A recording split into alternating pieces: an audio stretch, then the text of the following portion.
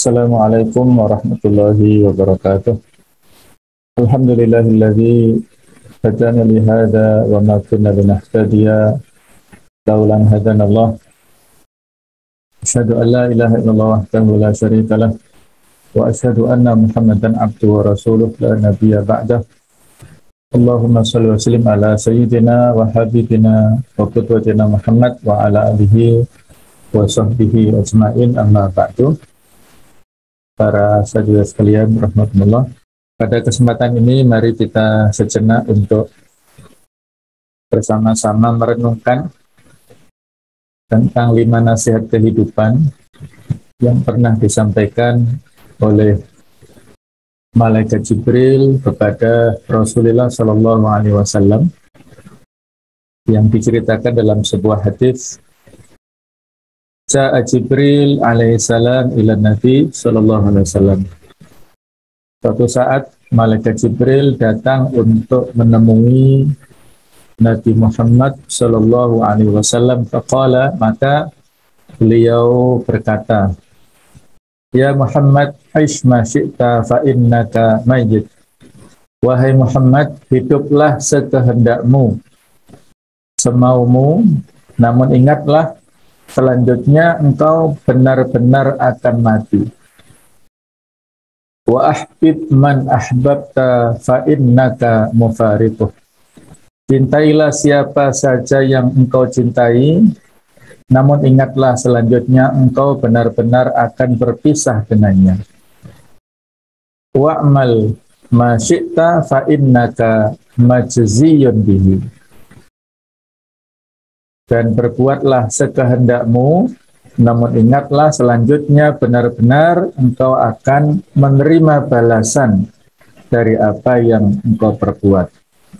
Maka kemudian Jibril melanjutkan pesannya, Ya Muhammad, syaraful mu'min qiyamul lail. Wahai Muhammad, kemuliaan seorang mukmin terletak pada salat malam. Wa izuhu istighna'uhu 'anil nas.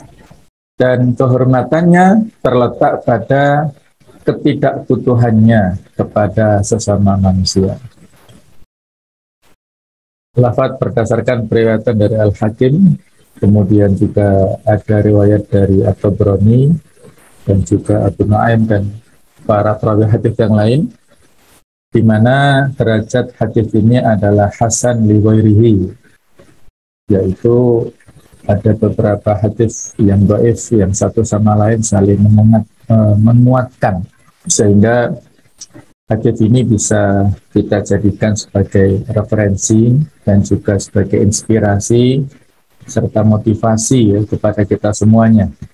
Pesan-pesan yang sangat penting dalam kehidupan kita. Yang pertama adalah isma syi'ta fa innaka mayyit.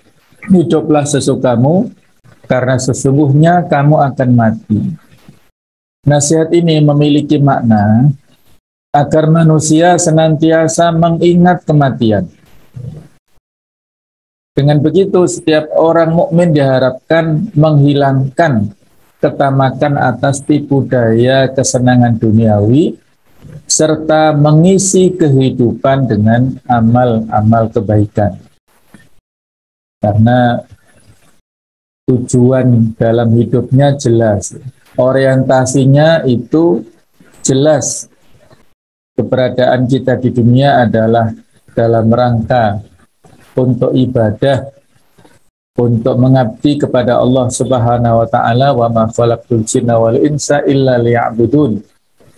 Tujuan di dunia bukan hanya untuk makan minum, bukan hanya untuk bersenang-senang, yang mana dia selalu mengingat bahwasanya terminal akhir dalam kehidupannya nanti itu adalah ya ruangan 2x1 ini ya, yaitu kuburan kita masing-masing, itulah rumah masa depan kita. Sehingga dia tidak tertipu dengan segala macam kenikmatan yang dia dapatkan di dunia. Dia akan menjadikan dunia sebagai ladang akhirat. Ad-dunya mazra'atul akhirah. Dunia adalah sebagai ladang yang bisa kita panen di akhirat. Siapa yang menanam kebaikan, panennya juga kebaikan, dan juga kebalikannya. Jadi kita diingatkan dengan kematian. Kafa fil mauti wa'idhan. Cukuplah kematian sebagai nasihat. Aina ma takunu yudrikumul maut walau kuntum fi burujin musayyadah. Di mana saja kamu berada, kematian akan mendapatkanmu. Walaupun kalian berada di benteng yang tinggi lagi kokoh, di benteng yang kuat. Wa in tusibhum hasanatu yaqulu hadhihi min indillah. Dan apabila ditimpa kepada mereka suatu hal yang menyenangkan, suatu hal yang baik, mereka mengatakan ini adalah dari sisi Allah. Wa in tusibhum sayyi'ah yaqulu hadhihi min indik. Dan apabila mereka ditimpa keburukan, ditimpa sesuatu yang tidak menyenangkan, ditimpa bencana, maka mereka mengatakan ini adalah datang dari sisimu wahai Muhammad. Jadi mereka menyalahkan Nabi Muhammad sebagaimana dulu Bani Israel juga sering sekali menyalahkan Nabi Musa ketika ditampa dengan berbagai macam musibah atau hal yang tidak menyenangkan. Kullum min indillah, katakan Nabi Muhammad, semua itu adalah datang dari sisi Allah Ta'ala. Semua adalah karena takdir Allah Ta'ala. Maka fama liha ula'il qawmi la yakaduna yafqahuna haditha. Maka kenapa itu semua datang dari Allah, maka mengapa orang-orang itu, orang-orang munafik hampir-hampir tidak memahami pembicaraan sedikit pun. Mereka tidak mampu mengambil pelajaran dalam kehidupan ini. Kemudian Allah juga mengingatkan di surat Al-Jumu'ah ayat 8, Qul innal mauta alladhi tafirruna minhu fa innahu mulaqikum. Katakanlah sesungguhnya kematian yang kamu lari daripadanya, maka sesungguhnya kematian itu akan menemuimu, akan mengejarmu dimanapun kalian berada. Summa turatuna ila alimil ghaibi wasyahadah fayunabbi'ukum bima kuntum ta'malun. Kemudian kamu akan dikembalikan kepada Allah yang mengetahui hal yang gaib dan yang nyata, lalu dia beritakan kepadamu apa yang telah kamu kerjakan. Inilah kematian yang kita sudah ditentukan oleh Allah Ta'ala pada saat usia kita di alam roh, pada saat kita menjadi janin di rahim ibu kita masing-masing, saat usia kita 120 hari, malaikat diperintahkan Allah untuk meniupkan roh pada jasad kita masing-masing dan menentukan 4 hal. Dekat bi rizkihi, yaitu tentang rizkinya, wa ajalihi, tentang ajalnya, wa amalihi, dan juga tentang amal-amal kita, wa syakihi, au sa'idihi, apakah kita mendapatkan kebahagiaan ataupun kesengsaraan. Semua sudah ditentukan untuk kita masing-masing. Jadi konteksnya di sini adalah ajal kita. Idza jaa ajaluhum la yastakhiruna sa'a wa la yastaqdimun. Kalau sudah datang ajal untuk manusia, maka tidak ada waktu untuk pengunduran ataupun dimajukan, itu tidak ada. Semuanya sudah ditentukan Allah Ta'ala. Kemudian kita juga diingatkan di surat Luqman ayat 34, Innallaha indahu ilmu sa'ah.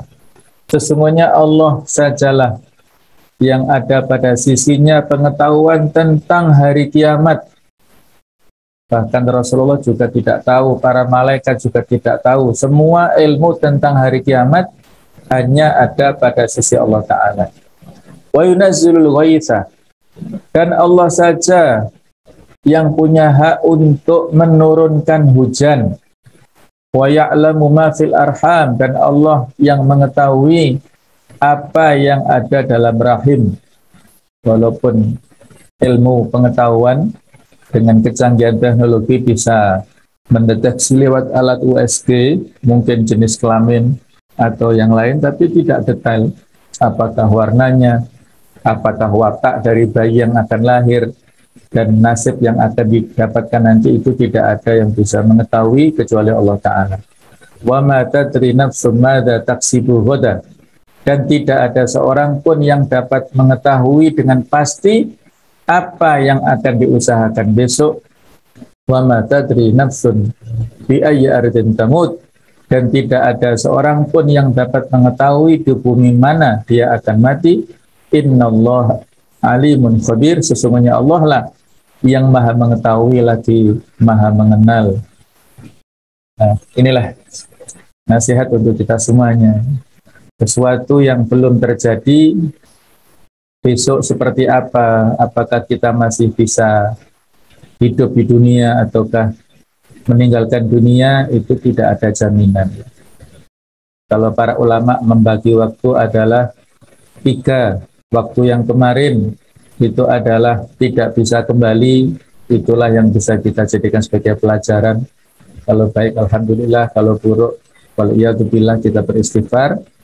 Waktu yang akan datang belum pasti, maka jangan menjadikan kita galau tentang segala sesuatu yang belum terjadi.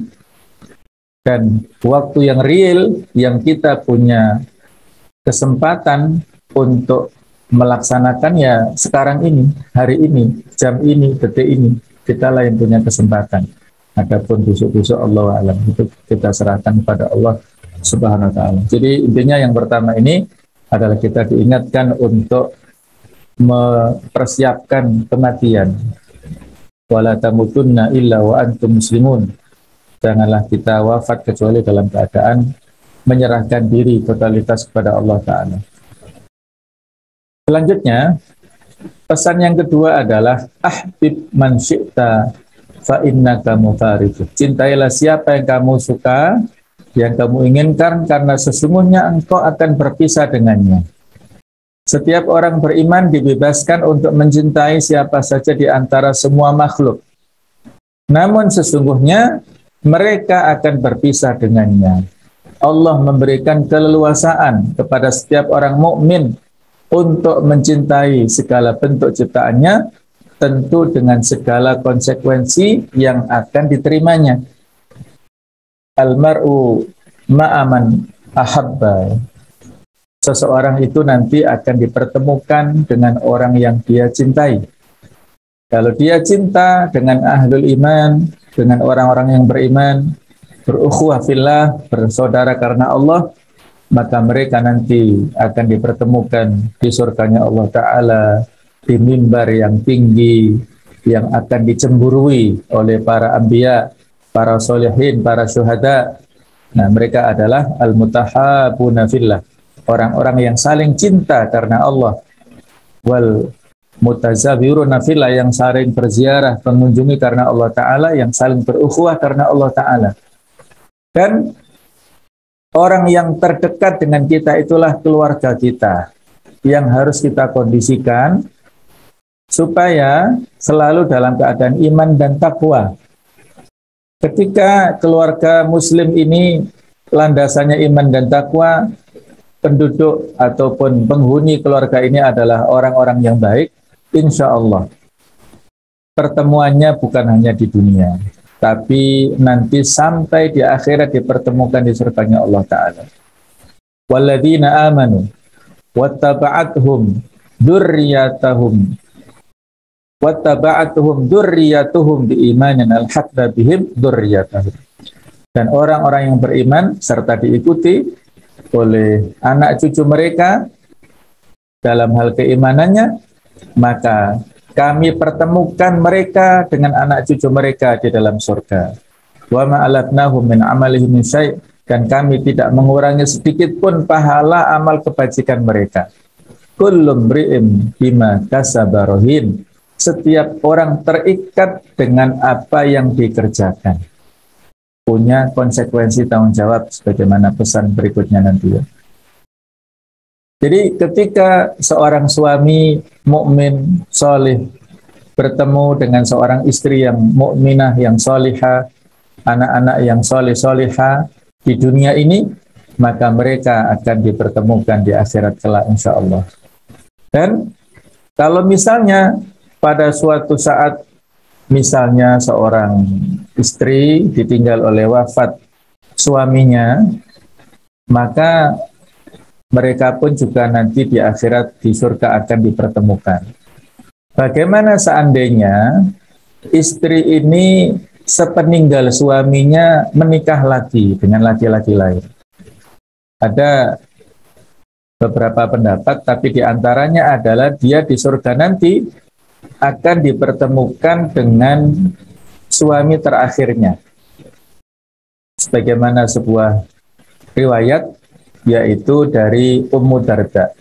Ketika ditinggal wafat oleh Abu Darda, itu setelah masa iddahnya selesai, datanglah Muawiyah untuk melamar Ummu Darda, tapi beliau tidak berkenan dan mengambil sebuah dalil, sebuah hadis bahwasanya al-mar'atu li akhiri zaujiha atau kama qala. Seorang wanita itu nanti di surga untuk suami terakhirnya. Karena dia ingin untuk dipertemukan lagi dengan Abu Darda saat di surga, maka tidak diterima lamaran laki-laki lain termasuk Muawiyah, orang yang terhormat bahkan nantinya menjadi khalifah. Beliau tidak mau. Jadi sabar dalam jandanya. Walaupun ada riwayat atau pendapat lain adalah untuk suami yang lebih soleh, lebih baik di antara suami-suaminya itu dia dipertemukan begitu. Apakah nanti misalnya istri menikah lagi dan dia dikumpulkan dengan suami yang terakhir, suaminya pertama apakah tidak cemburu? Nah, maka jawabannya di surga tidak ada kecemburuan, di surga tidak ada perasaan hasad, tidak ada perasaan iri, tidak ada perasaan ghil, ya. Semua itu tidak ada. Orang-orang penghuni surga, mereka itu akan bersih secara lahir dan batin. Lahum azwajun mutahharah. Mereka mendapatkan pasangan yang bersih. Wanita-wanita tidak pernah menstruasi. Kemudian manusia yang masuk ke surga, laki-laki, perempuan, mereka walaupun banyak makan, minum dengan segala macamnya, tetapi tidak pernah buang kotoran. Semua makan minum yang dikonsumsi itu nanti menjadi peluh, menjadi keringat-keringat yang baunya sangat harum, luar biasa. Itulah penduduk surga. Mereka ini adalah penduduk yang usianya setara, walaupun meninggalnya usia tua, tapi masuk surga nanti usia 30-an. Walaupun dia mungkin usia sudah balik, ya, intinya sudah balik 15 atau ke atas, maka dia juga usianya 30-an. Tetapi kalau meninggalnya sebelum balik, mereka masih menjadi anak-anak dan berada di taman-taman surga diasuh oleh Nabi Ibrahim alaihissalam. Nah, inilah berita gembira bagi kita yang mukmin dalam keluarga yang sakinah mawaddah warahmah akan dipertemukan kembali di surganya Allah Subhanahu wa taala. Kemudian pesan berikutnya yang ketiga adalah wa'mal man syi'ta fa innaka majziyun bihi. Berbuatlah sesukamu karena sesungguhnya akan diberi balasan karenanya. Nah, pesan berbuatlah sesukamu ini adalah memiliki makna bahwa manusia bebas melakukan perbuatan, apakah itu yang baik ataukah yang buruk sesukanya. Akan tetapi semuanya akan berakhir saat kematian datang. Selanjutnya setelah kematian ada perhitungan dan pembalasan di akhir. Ilustrasi mudahnya itu seperti kita masuk supermarket. Apapun yang kita inginkan silahkan. Mau mengambil dengan harga yang murah, dengan harga yang sedang, yang tinggi, apapun barang yang kita inginkan, yang kita butuhkan silahkan. Tetapi sebelum keluar dari supermarket kan harus mampir ke kasir dulu. Membayar seberapapun yang kita ambil itu. Ketika kita tidak punya kemampuan membayar, ya harus kita kembalikan. Nah, kurang lebih seperti itulah. Apapun yang kita lakukan di dunia harus ada pertanggungjawaban, nanti ada auditnya. Semakin banyak apa yang kita dapatkan, yang kita konsumsi di dunia, semakin banyak mas'uliyah, tanggung jawab di akhirat. Jadi semakin lama auditnya. Maka inilah yang harus kita pertimbangkan supaya tidak ada unsur hasad. Misalnya kita melihat orang lain hidupnya senang, hartanya banyak, fasilitasnya banyak, ya kita nggak perlu sedih. Itu adalah ujian Allah Ta'ala kepadanya dengan kesenangannya. Ujian Allah kepadanya dengan hartanya. Ujian Allah kepadanya dengan pangkatnya, dengan jabatannya. Semua tidak gratis. Jadi semua ada pertanggungjawaban di hadapan Allah Ta'ala. Tsumma latus alunna yauma idzin anin naim. Kemudian pada hari kiamat nanti kalian akan dimintai pertanggungjawaban atas segala nikmat yang didapatkan di dunia. Balasan yang kita dapatkan sesuai dengan perbuatan kita masing-masing. Hal jazaul ihsan illal ihsan. Tidak ada balasan kebaikan kecuali kebaikan itu. Apakah di dunia kita dapatkan fadilah amal kebaikan kita ataukah di akhirat. Semua itu ada pertanggungjawabannya. May ya'mal su'a yujza bihi. Barang siapa yang mengerjakan kejahatan, keburukan niscaya akan diberi pembalasan dengan kejahatan itu. Apakah di dunia dengan segala macam kegalauan, kemudian sumpek, merasa berdosa ya terus di dunia, tidak tenang hidupnya, ataukah di akhirat nanti dengan dimasukkannya di dalam neraka ketika amal keburukannya lebih berat daripada amal kebaikannya. Kemudian pesan yang keempat adalah wasyaraful mu'min qiyamul lail. Kemuliaan seseorang mukmin adalah berdirinya pada malam hari untuk sholat malam, sholat tahajud. Ketinggian dan kehormatan orang beriman bukan dilihat dari kedudukan, jabatan, keturunan, kekuasaan, dan harta yang dimilikinya, melainkan dari usahanya menghidupkan malam dengan mengikhlaskan diri untuk melakukan sholat tahajud, berzikir, dan membaca Al-Quran, beristighfar. Pada saat waktu sahur itu adalah waktu yang sangat tepat kita untuk memperbanyak istighfar, wal mustaghfirina bil ashar.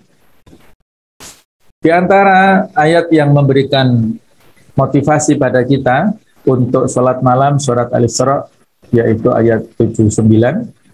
Wa minal laili fatahajjat bihi nafilatan lak asa ayyab'atsaka rabbuka maqama mahmuda. Dan pada sebagian malam lakukanlah sholat tahajud sebagai suatu ibadah tambahan bagimu. Mudah-mudahan Tuhanmu akan mengangkatmu ke tempat yang terpuji. Dalam tafsir Al-Muyassar dikatakan di sini, wa qul ayyuhan nabi, berdirilah wahai nabi. Ini perintah untuk nabi. Jadi perintah untuk nabi juga untuk kita semuanya, walaupun barangkali derajatnya berbeda. Kalau qiyamul lail untuk nabi itu adalah wajib, kalau kita nafilah sunnah. Wa qum ayyuhan nabi min naumika ba'dal lail. Berdirilah wahai nabi dari tidurmu pada sebagian malam. Faqra' al-Qur'an fi sholatil lail. Bacalah Al-Qur'an pada sholat malam. Litakuna sholatul laili ziyadatan laka. Supaya sholat malammu itu menjadi tambahan bagimu fi uluwil qadri, dalam hal ketinggian derajat, waraf'id darajat, dan diangkatnya pangkat kedudukan.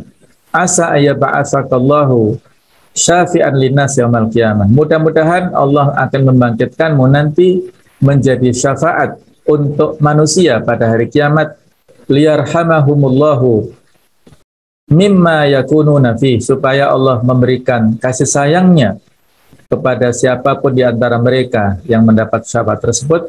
Wa taqumu maqaman yahmiduka fil awwalin fihi al awwaluna wal akhirun. Dan engkau akan dibangkitkan nanti pada suatu makom tempat yang akan mendapatkan pujian bagi orang-orang yang generasi pertama ataupun yang berikutnya ya.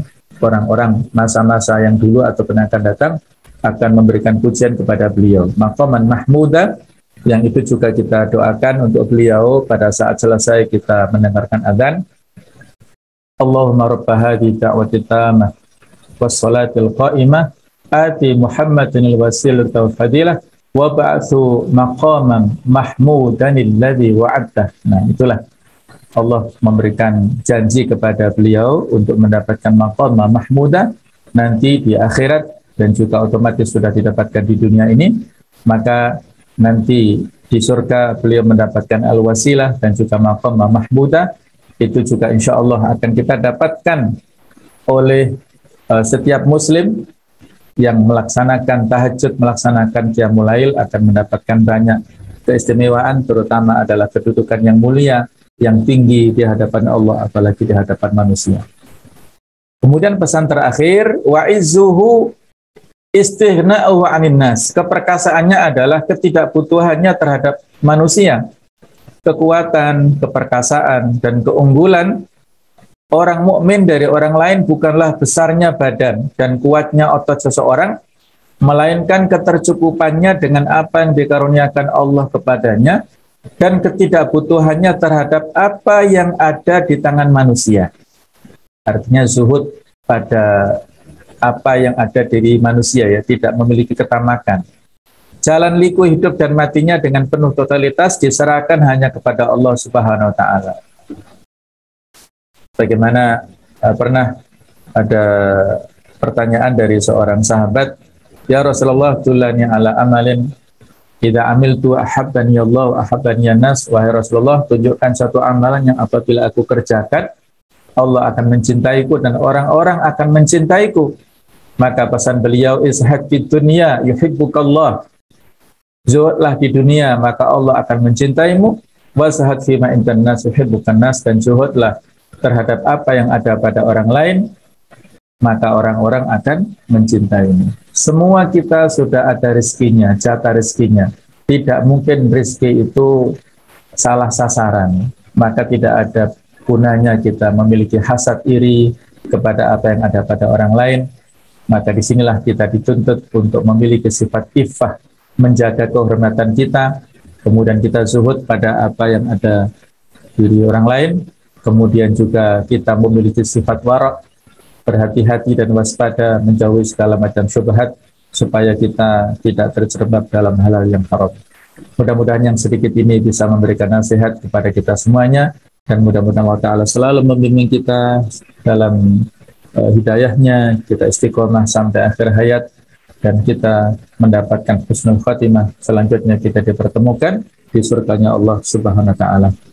Assalamualaikum ajma'in. Allahumma fiqh ila akumit tariq wal hadi ila sawa'is sabil. Wassalamualaikum warahmatullahi wabarakatuh. Waalaikumsalam warahmatullahi wabarakatuh.